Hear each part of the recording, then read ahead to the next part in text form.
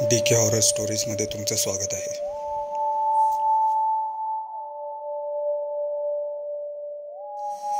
आजच्या कथेचे नाव आहे अंजक एक बाहुली. तुम्हाला जर कोणी सांगितले की काहीतरी वाईट घडणार आहे किंवा या ठिकाणी अत्यंत भयंकर गोष्ट आहे, इथे कसला तरी वास आहे, कोणीतरी वावरतं तिथे, तर तुम्ही त्या ठिकाणी फक्त वाईटच गोष्ट शोधता आणि तुम्हाला भयंकर अनुभवच येतात. पंकजला अंधश्रद्धा, भूतप्रेत, पिशाच्च या गोष्टींचा राग होता. त्याच्या मते या सर्व भाकड कथा आहेत किंवा मूर्ख लोकांनी मूर्ख बनवण्यासाठी रचलेल्या गोष्टी. पंकजचे वाचन बऱ्यापैकी होते. तो त्याच्या मोबाईलवर, लॅपटॉपवर बराच वेळ वाचनात घालवायचा. एकदा लॅपटॉपवर काही शोधत असताना त्याला एका फोरमची लिंक मिळाली. त्या फोरमचे नाव होते भयानुभव. त्याने लगेच त्या लिंकवर क्लिक केले आणि ते फोरम ओपन केले. त्या फोरमवर बऱ्याचशा लोकांनी त्यांना आलेले भयानक अनुभव लिहिले होते. अगदी हजारो लोकांच्या अनेक लिंक तेथे उपलब्ध होत्या. पंकजने त्यातील एक एक लिंक ओपन करून वाचायला सुरुवात केली. नव्या घरात राहायला आलेल्या जोडप्याला आलेला अतृप्त आत्म्याचा अनुभव, झपाटलेल्या बाहुल्याचा अनुभव, पछाडलेल्या लोकांचा अनुभव, तसेच बऱ्याच जणांनी तर काही उपाय, तंत्रमंत्रही तेथे लिहून ठेवले होते. अशा अनेक गोष्टी, अनुभव पंकजने वाचल्या. काही अनुभव आणि उपाय वाचून तर तो अगदी खोखो हसत बसला होता. पंकज अंथरुणात पडल्या विचार करीत बसला होता. काय अंधश्रद्धा भरल्या आहे जगात. काय तर म्हणे 21 वेळा टोचलेला लिंबू अमावस्येला लिंबाच्या झाडाला टांगायचा आणि बरोबर 21 तासात तुम्हाला तो लिंबू सर्व संकटातून बाहेर काढेल. आणखीन काय, काळ्या पाटीवर 2 चौकोन काढायचे, त्यात ज्वारीचे पीठ ठेवायचे आणि त्याला बोलवायचे. काय नाव लिहिले होते बरं? जखर. तर त्या जखराला बोलवायचे. तो येतो आणि तुम्हाला सर्व प्रश्नांची उत्तरं देतो. कसं बरं सुचतं या लोकांना. विचार करता करता पंकजलाही काहीतरी सुचले. समजा आपणही असाच काहीतरी थोतांड अनुभव आणि उपाय लिहून या फोरमवर टाकला तर. तसंच करूया.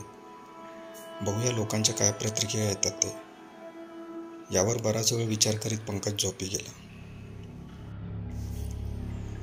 दुसऱ्या दिवशी पंकज संध्याकाळी लवकर कामावरून घरी आला. रात्रीचे जेवण आटोपून तो लॅपटॉप घेऊन बसला आणि त्याने ते फोरम सुरू केले. त्याने एक नवीन अकाउंट त्या फोरमवर तयार केले. त्यात त्याने त्याचे नाव मिस्टर पी असे लिहिले होते. काय लिहायचे हे त्याने संबंधित दिवसात विचार करून ठेवले होते. त्याने लिहिलेली पोस्ट ही अशी: नमस्कार मित्र आणि मैत्रिणींनो, मला आज तुमच्यासोबत माझा एक अत्यंत भयानक अनुभव शेअर करायचा आहे. 2 वर्षापूर्वी मी जेव्हा कोकणात काही कामानिमित्त गेलो होतो, तेव्हा तेथे एका सरकारी कॉटेजमध्ये राहिलो. त्याच जागेत मला काही अनैसर्गिक अनुभव आले. त्या ठिकाणी काहीतरी वावरत होते. रात्री 12 नंतर मला कसला तरी आवाज यायचा. कोणीतरी शीळ घालत असल्याचा आवाज होता तो. पण मी त्याकडे दुर्लक्ष केले. 2 दिवस तेथे राहिल्यानंतर 3ऱ्या दिवशी मला ते दिसले. तो एक बाहुला होता.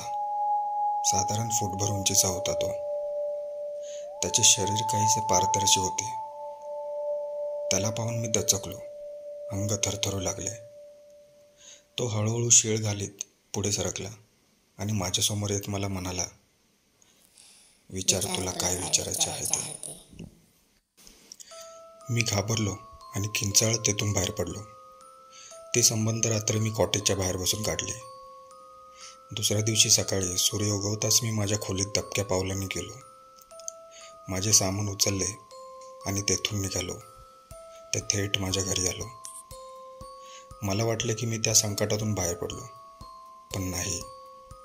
तो बाहुला मला पुन्हा दिसला.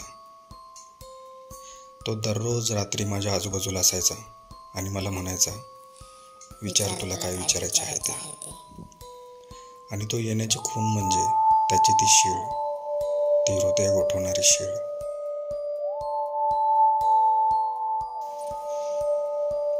मी याबद्दल सर्व काही माझ्या बायकोला सांगितले आणि आम्ही तडक कोकणात जाण्याचा निर्णय घेतला. माझ्या बायकोचे दूरचे कोणी नातेवाईक कोकणात राहत होते आणि त्यांना या सर्व गोष्टींचा अनुभव होता म्हणे. तंत्रमंत्र विद्या त्यांना अवगत होत्या. तेथे गेल्यानंतर आम्ही त्यांना भेटलो आणि सर्व काही तपशीलवार सांगितले. त्यांनी शांतपणे सर्व घटना ऐकून घेतली आणि शेवटी ते म्हणाले, तुमच्या मागे अंजक लागला आहे. तो एक प्रकारे तुमचं भलेही करेल अथवा तुम्हाला पुरता धुळीत मिळवेल. तुम्ही ज्या ठिकाणी राहिला होता त्या ठिकाणी त्याला जागृत केले गेले होते आणि काही कारणास्तव तो तेथे अडकून पडला होता. आम्ही त्यांना विचारले की आता यातून सुटका कशी होईल. तेव्हा ते म्हणाले, यातून सुटका तेव्हाच होईल जेव्हा तुम्ही त्याला 3 प्रश्न विचाराल. पण प्रश्न अगदी विचार करून विचारा. वेडावाकडा प्रश्न विचाराल तर तो चिडेल आणि तुमच्या मानगुटीवर बसेल. मग तुमची सुटका तेव्हाच होईल जेव्हा ज्याने याला जागृत केले त्याचे रक्त याच्या तोंडाला लागेल. बापरे, किती भयानक गोष्टी असतात एक एक. लिहिता लिहिता पंकज खुदूखुदू हसत होता. त्यानंतर आम्ही त्याला विचारण्यासाठी 3 प्रश्न तयार केले. ते माझ्याबद्दलचे अगदी साधे प्रश्न होते. त्या रात्री तो आला होता, त्याची ती विशिष्ट शीळ घालीत. माझ्या जवळ येऊन तो म्हणाला, विचार तुला काय विचारायचे आहे ते. तेव्हा मी न घाबरता त्याला एक एक करीत 3 प्रश्न विचारले. त्याने माझ्या 3 प्रश्नांची उत्तरे दिलीत आणि तो तेथून नाहीसा झाला. तो पुन्हा मला कधीच दिसला नाही. पण मित्रांनो, तुम्हाला माहित आहे मी त्याला शेवटचा प्रश्न काय विचारला होता ते? मी त्याला विचारले होते, 5 लाख रुपये जिंकून देणाऱ्या लॉटरीचा नंबर काय? तुम्हाला विश्वास बसणार नाही, त्याने मला जो नंबर सांगितला त्याने माझे आयुष्य पलटले. त्यानंतर आम्ही माझ्या बायकोच्या त्या काकांना पुन्हा भेटलो आणि सर्व हकीकत सांगितली. मी त्यांना विचारले की त्या अंजकाला पुन्हा बोलवायचे असल्यास काय विधी आहेत. तेव्हा ते गडगडाटी हसले आणि म्हणाले, येड्या गबाळ्याचं काम नाही ते बाळा. सही सलामत सुटलास तू त्यात धन्यता मान. पण मी सुद्धा हिरेला पेटलो होतो. मी त्यांना 1 लाख रुपयांची लालूच दाखवली. त्यांनी ती मान्य केली नाही, पण माझा हट्ट पाहून त्यांनी मला तो विधी सांगितला. अमावस्येच्या अथवा पुढील 5 दिवसात मध्यरात्री ठीक 12 वाजता ही विधी करता येऊ शकते. एक साधी कापडाची बाहुली घ्यायची. हात, पाय, डोळे, नाक, तोंड सगळं अगदी व्यवस्थित असलेली बाहुली. तुम्ही स्वतः बनवली असली तर अगदी उत्तम. त्या बाहुलीच्या गळ्यात तुमच्या कापलेल्या नखांची दोऱ्याने बांधलेली माळ घालायची. मग उजव्या हाताच्या अंगठ्याचे रक्त त्या बाहुलीच्या कपाळाला लावायचे. एक मिठाचे वर्तुळ तयार करायचे आणि ती बाहुली त्या रिंगणात ठेवायची. त्यानंतर बाहुलीच्या छातीवर हात ठेवून त्याला बोलवायला सुरुवात करायची. थोड्या थोड्या वेळाने 3 वेळा त्याला हाक मारावी. जर तुम्ही सर्व काही नीट केले तर 3ऱ्या हाकेनंतर तुमच्या हाताखाली असलेली बाहुली तिच्यात हालचाल जाणवेल आणि काही वेळातच एक शीळ तुमच्या कानी पडेल. म्हणजेच अंजक तुमच्यापर्यंत पोहोचला असेल. लक्षात ठेवा, अंजकाला विचारल्या जाणाऱ्या 3 प्रश्नांची यादी आधीच तयार करून ठेवा. 3ही प्रश्न विचारून होईपर्यंत बाहुली मिठाच्या रिंगणातच राहिली पाहिजे. समजा काही कारणास्तव विधी नीट नाही झाला तर यातील काहीच घडणार नाही आणि बाहुली निरुपद्रवी ठरेल. तेव्हा ती बाहुली फेकून दिली तरी चालेल. समजा अंजक जागृत झाला आणि तुम्ही त्याला प्रश्नच विचारले नाहीत तर तो दररोज रात्री 12 नंतर तुम्हाला दिसेल आणि म्हणेल, विचार तुला काय विचारायचे आहे ते. समजा तुम्ही त्याला 3 प्रश्न विचारले तरीही तो तुम्हाला पुन्हा दिसला तर मात्र तुम्ही मोठ्या संकटात सापडला आहात. अशा वेळेला न घाबरता खाली दिलेला हा मंत्र 3 वेळा म्हणा.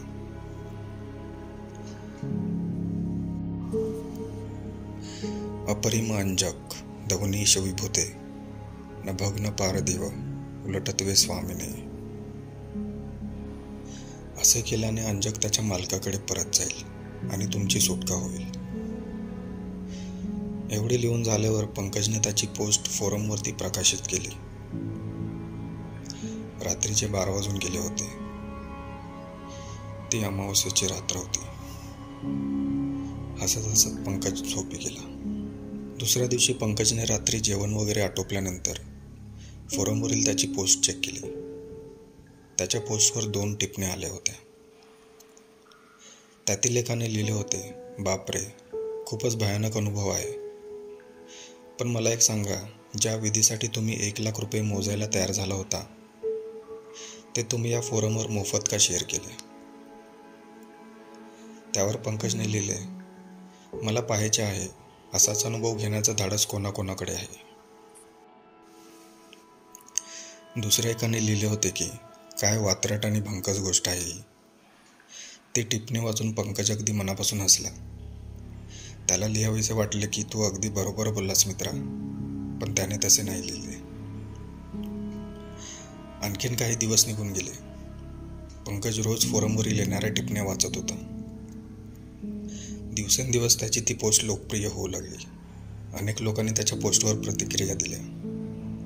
बहुतेक जणांना पंकजचा अनुभव अगदी खरा वाटला. पंकजला या गोष्टीची खूप गंमत वाटली.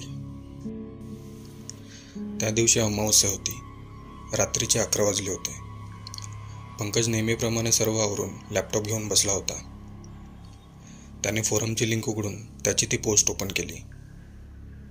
आज त्याच्या पोस्टवरील एका नवीन कमेंटने त्याचे लक्ष वेधले. ती कमेंट एका मुलीने लिहिली होती. ती अशी, मी आज हा विधी करणार आहे. मागील 2-3 दिवसांपासून मी याची तयारी करत होती. बाहुली आणि इतर सर्व सामान तयार आहे. उद्या काय काय घडले ते सविस्तर सांगेन. ती कमेंट वाचून पंकज खूप हसला.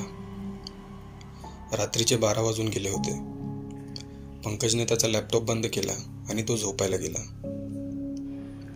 बराच वेळ त्याला झोप लागली नाही. त्याच्या डोक्यात सारखे काही बाई विचार येत होते.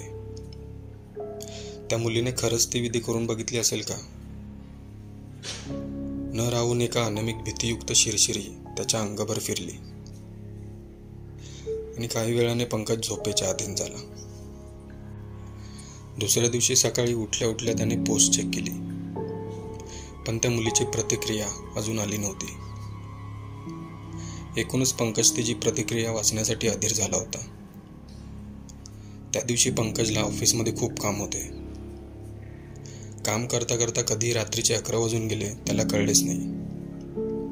पंकज रात्री उशिरा घरी आला. तो खूप थकला होता. जेवण त्याने बाहेरच केले होते. घरी आल्या त्याने अंथरुणात स्वतःला झोकून दिले आणि तो झोपी गेला. अंधारी रात्र होती. बाहेर एखादे कुत्रे भुंकत होते. त्याच्या आवाजाने पंकजची झोप चाळवली. कुत्र्याचे भुंकणे थांबले तसा खोलीत एक विचित्र हलक्या स्वरूपाचा आवाज आला. कोणीतरी शीळ घालत होते. अर्धवट झोपेत पंकजने डोळे किलकिले करून बघितले. खिडकीतून अंधुकसा प्रकाश घरात पसरला होता आणि त्या प्रकाशात त्याला काहीतरी दिसले. साधारण फूटभर उंच, तांबड्या पोत्याने शिवलेल्या अंगाची ती एक बाहुली होती. ती बाहुली बघून पंकजच्या काळजात चर झाले. झोप कुठच्या कुठे उडाली. पंकज अंथरुणात उठून बसला. त्याच्या मानेवरचे केस ताठ झाले होते. समोरील त्या बाहुलीने आता हालचाल सुरू केली होती. ती सावकाश पंकजच्या दिशेने चालत येत होती. रात्रीच्या नीरव शांततेत त्या बाहुलीच्या इवल्याशा पावलांचा आवाज स्पष्ट ऐकू येत होता. पंकज थरथरत्या अंगाने त्या बाहुलीकडे बघत राहिला. त्याला कळत नव्हते की हे खरंच घडत आहे की स्वप्न आहे. ती बाहुली पंकजच्या जवळ येऊन उभी राहिली आणि त्याला म्हणाली, विचार तुला काय विचारायचे आहे ते. पंकज अडखळत मोठ्याने काहीतरी किंचाळला आणि मूर्छा येऊन खाली आडवा झाला. दुसऱ्या दिवशी पंकज उठला ते जड आणि ताप भरलेल्या अंगाने. त्या दिवशी त्याने कामावरती सुट्टी घेतली. डॉक्टरकडे जाऊन आला आणि दिवसभर आराम केला. त्याला वाटले की रात्री त्याने एक वाईट स्वप्न बघितले होते. किती झाले तरी वाईट गोष्टी या जळमटासारख्या सहज अंगाला चिकटतात. पंकजच्या बाबतीतही असेच काहीसे घडत होते. तो संबंध दिवस आराम केल्यानंतर संध्याकाळी त्याला थोडे बरे वाटू लागले. रात्रीचे जेवण आटोपल्यावर त्याने लॅपटॉप उघडला आणि त्या फोरमवरील त्याची पोस्ट चेक केली. त्या मुलीची प्रतिक्रिया आली होती. तिने लिहिले होते, तुम्ही सांगितल्याप्रमाणे सर्व विधी मी रात्री 12 वाजता केल्या. काही वेळ मला काहीच जाणवले नाही, म्हणून मी बाहुलीवरील हात काढून घेतला, रिंगण पुसून घेतले, सामानाची आवराआवर केली. काही वेळ सामान आवरताना माझे लक्ष बाहुलीकडे नव्हते. बाहुली फेकून देण्यासाठी मी बाहुलीकडे वळले आणि बघते तर काय, बाहुली तिच्या जागेवरती नव्हती. ते पाहून मी घाबरले. पण तुम्ही सांगितलेला तो मंत्र आठवला. तो मी 3 वेळा म्हटला. अजून तरी वाईट असं काही घडलं नाही. धन्यवाद. तिची प्रतिक्रिया वाचताना पंकजच्या हृदयाची धडधड वाढत होती. त्याच्या त्या पोस्टवर आणखीन बऱ्याच जणांच्या नवीन कमेंट आल्या होत्या. त्यात त्यांनी विधी करणार असल्याचे अथवा करून झाल्यानंतरचे अनुभव लिहिले होते. एकाने तर लिहिले होते की तुमचे खूप खूप आभार, मी सर्व विधी सांगितल्याप्रमाणे केल्या. अंजक जागृत झाला आणि मी त्याला 3 प्रश्न विचारले. एकाने लिहिले होते, माफ करा पण माझ्या हातून काहीतरी चूक झाली असावी. विधी करीत असताना मी त्याला 2 वेळा हाक मारल्यानंतर लगेच माझ्या हाताला बाहुलीची हालचाल जाणवली.